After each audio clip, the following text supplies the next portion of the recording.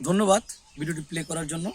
তো আজকে আমি আসছি একটি পটলের জমিতে। হ্যাঁ, তো দেখা যাচ্ছে কি পটলের এই যে কড়াগুলো দেখছেন এইভাবে হলুদ হয়ে মানে মারা যাচ্ছে।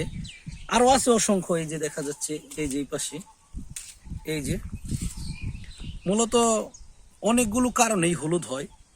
আর গাছের একটা বিশেষ বৈশিষ্ট্য কি, যে কোনো রোগই আসুক না কেন, ছত্রাক আক্রমণ করুক আর ব্যাকটেরিয়া আক্রমণ করুক, ওর প্রথম সিমটমই ও হলুদ হয়ে যাবে, হয় পাতা হবে না হয় ফল হবে।